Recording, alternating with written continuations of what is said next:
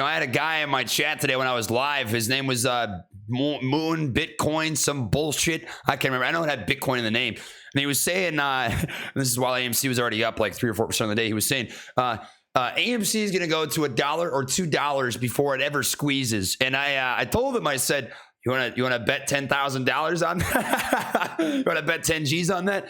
Guys, we're going to talk about AMC, Ape, the whole 9 yards. We're going to talk about where we're sitting right now because it's a beautiful place. We're up 12.5% on the day, and this is nothing in the comparison, in the grand scheme, to what I think is going to come off of this bounce, this important level that we're sort of sitting at right now. I anticipated yesterday, admittedly, that we would see either a slightly low volume day, slightly higher than we got yesterday, but still low volume day with a ramp up, and we did in fact get that. And I think we got a couple things to talk about regarding sort of the lowest lows we're going to get on implied volatility and what everything's going to look like. So let's just start off with where we're sitting because it's breakout territory. We look good. We got over a very important level. And hey, to anybody yesterday that watched my vid, I talked about, hypothetically speaking, playing calls. If you wanted to buy calls, that was the spot to do it. Well, a lot of people in chat were very happy. So let's check this out. Amy right now is sitting at $9.72, up 12.5% on the day. We have Ape up 8.22%, slightly down in the after hours. And if you look at these charts combined, it is a breakout from a broadening falling wedge, very similar to what AMC was in, very similar to what Ape was in. And you combine those charts and you get sort of the falling product, right? Let's look at this on the daily. Let's look at what this sort of looks like on the daily time frame. What you're going to see is just a Hulk Dick strength candle with an increase in overall net volume. This is good. This isn't a bad sign. All of this is a sign of, in case you're curious, the reason I wanted to see lower volume is so that we can maybe see that implied volatility cool off a little bit more, because when liquidity starts rolling in, that's when options start getting bought, right? And that is going to increase the overall historical implied volatility, and the implied volatility, you're going to watch this start to ramp up. So coming into next week, Monday, don't be surprised when you see that IV start to pump up a little bit. We had at the lowest point today 120.2% implied volatility, and this is pretty low. I want to see it a hair lower, but I don't think we're going to get that opportunity because of exactly where AMC is trading right now. Now, I've talked a lot about this. Rico's talked a lot about this, but this 955 to 960 level was incredibly important, incredibly. On the volume profile, this VPVR, which is on trading, they've got it marked as VRVP, which is a visible range volume profile. What you're going to find is this has a red line drawn through it. Now, why? Why is there a red line drawn through this? Because it is acting as the point of control. POC typically is the acronym for this. And what that point of control represents is the most liquidity that AMC has, the most trading range that AMC has. And typically when you break above or beneath the point of control in any stock, you have major sized moves. Very good moves, right? Well, we got that. We got a break above 955, and on chat when I was live today before I went to the VA with my ma, I was telling people above 960, and we're in breakout territory, and that's exactly where we're sitting now. Now we didn't get the move above 960 yet because the close SPY was sort of in the midst of a rising wedge. You can see this sort of setup right here, rising resistance, rising support. Things just slowed down, right? We got a little less steam in the market into the close, so Amy got a little bit of a pullback, right? We look at this on the 1 minute time frame. You're going to see this pullback at basically the exact same time as the SPY. This is at 1334. If we come over here to the SPY on the 1 minute, and we look at 1334, you're going to see, oh, yep, wouldn't you know it, this is basically the peak at that point in time of the day. You got a pullback, and Amy pulled back alongside that before eventually rallying back up, right? On the 1 hour time frame, very, very easily back above this rising support of accumulation. Rising support right here. We are just barely testing on the 1 hour time frame, and reclaiming this is obviously going to be ideal, but more than anything, I'd like to give some levels that I'm going to be paying attention to coming into next week. There's sort of two things that I'd like to highlight, and two things in particular that I'm paying attention to so we can continue the momentum that we sort of have right now, right? So here we go. I'm just going to draw this up. I'm going to write it out. Number one, hold the point of control labeled as the POC. The reason I think this is important is because this acts as the breakout level.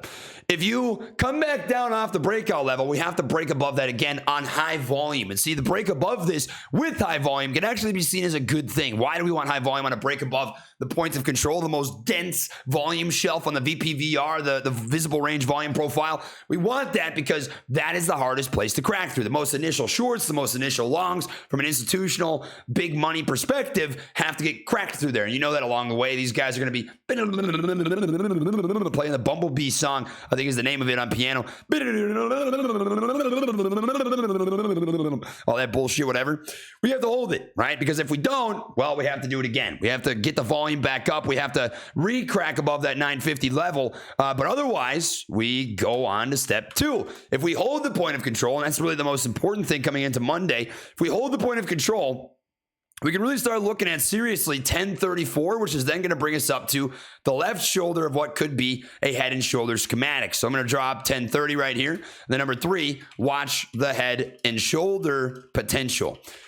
I actually don't think this head and shoulders is going to hold. I don't think it's going to create one, and I think that for 2 reasons. So if you look at this on the hourly time frame, right, this is sort of your left shoulder. This is your head. This would be your right shoulder level. And what you're going to find is that as it came up and came back down, it actually tested, broke above, and invalidated already this head and shoulders pattern. But furthermore, you don't buy that? Okay, that's fair. Whatever. You don't have to. What I'll tell you is this.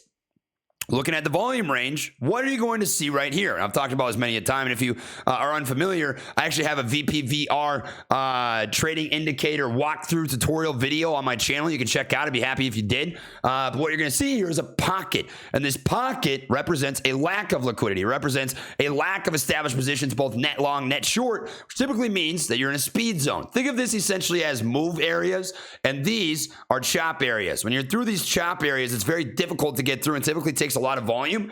Through these little pockets, these speed areas, you don't need that much volume, and you can have very, very quick moves, right? And this lines up basically perfect with this left side of the shoulder, and if it came back up and retested this right shoulder, I don't imagine it's going to have much of a difficult time cracking above that. So these are some of the levels that I'm watching for on Amy right now. Coming into next week, I can see a couple different things. Let's look at this on the daily. Very strong close. Obviously, we look at this daily candle. Closed basically at high of day, and this is coming off of a retracement as well. So we actually got a retracement. We got a nice healthy pullback intraday. We come back to the 5-minute. I can just show you guys exactly how big this was. The pullback was roughly 3.19%, which on a 12.5% move is not bad. I mean, we can drop a fib here really quick and just show you exactly what that would look like. It was a bounce off of just shy of the 382. I'm going to get rid of this. You guys can see 382 is right here. And if I was to pull this back actually to yesterday's low, this is actually a bounce off the 236. So very, very, very healthy retracement, very healthy close, and a very strong daily close candle on high volume. Typically, I always talk about this volume is king. And in AMC's example here, volume is king, right? When you have a lot of voting power or a lot of volume behind a move and you have a very strong close, that tells you a lot about the strength of the move. And AMC closing at high of day on higher volume, a very purposeful, obvious increase in volume. I would actually not be surprised if by Monday we have a gap up. This is something I very typically see happen when you have a close at high of day on strong volume with very, very high volume. Gap ups are pretty typical. I wouldn't be surprised to see a gap up coming into Monday. And if it's not a gap up, I expect just a very, very strong move Monday alongside that. If we don't get a strong move, right? What I'd be looking for would be this. Holding first off the breakout level, and if we can't hold the breakout level, next spot to me is just going to be this rising support accumulation trend line. So we can come up, tap this right shoulder, maybe form up some sort of an ascending triangle, crank back to the upside, and then we can start talking about this bear trend, this holy grail yellow trend line that exists right here. Beyond that, let's talk about APE for just a little bit here. APE right now is trading at 553. It's up 8.22% at the close and finished off in a chop zone. Now, I talked about this before, but these very dense areas, like I like to call shelves, these very thin areas are like pockets, right? Pockets act as speed, shelves act as chop. And what you see here is that throughout this entire area from 540 up to about 556, APE just sort of chopped around, right? But what did it do back here? back here, it was going through a little pocket, lower overall volume density, little pocket in comparison to this area, and a little pocket as compared to this area. It's no surprise we chopped around here for as long as we did because it has a very, very thick, dense volume shelf, right? Or above this, we were talking about this one. Above 555, I think Ape very quickly comes back up to about 596. Then we can start talking about each of these really big spots, which is going to be like 613. Then we can talk about 660. Then we can talk about the point of control, which is that 730 level. And above the point of control, I say the same thing that I would say about AMC, which is breakout. Big size, big moves, big freaking everything about Ape should come off that breakout level. You have a combined value between the two of $15.25. Trying to think of any other last things that I may be forgetting here. This. AMC running, I think, is going to bring Ape with it. In the same way that I think Ape running would bring AMC with it. There still exists an arbitrage between these two companies. Hypothetically speaking, Jim Chanos, I actually believe is right, whether you like him or hate him. Hypothetically speaking, I think these should be worth roughly the same. And right now, AMC is trading at 972, while Ape is at 553. So to see them the same, obviously, Ape has to go up. People have asked me that. The only reason I bring that up is because people have asked me, Trey, do you think Ape is going to run alongside AMC? My answer is yes. I think very high odds that Ape runs alongside, and I think we're going to watch that take place. So that's basically it. I mean, there's literally no reason to be mad today. Very good day, 12.5% green day. I know we're still at $9, all right? But hold tight. Hold tight. Listen, this is nothing in comparison to what we know is going to come. I said this in yesterday's video. The amount of fear that we've seen in the markets, man, the amount of specifically meme stocks, AMC, Ape stocks, whatever, it's going to dissipate, man. And I want you to keep a cliff note, all right? If you're watching this video and you've had some bitch-ass perma bear bullying you over the last couple of weeks, don't forget they did that, all right? That's all I got to say. Don't forget those people's names. Just remember who your friends were when the dark times were upon us, because the light shall soon come to be. And that's what I've got for this video. Catch you all later. Appreciate you as always. Much love, like taps. And lastly, I've got a trading update coming out later tonight. So if you want to see how the 1K account challenge is doing, feel free to tune in because that video is going to be going live, and I'm going to be sharing my thoughts on the trades that I took for the day. So that's about it. You guys enjoy your weekend. Catch y'all soon. Much love, like taps. Peace.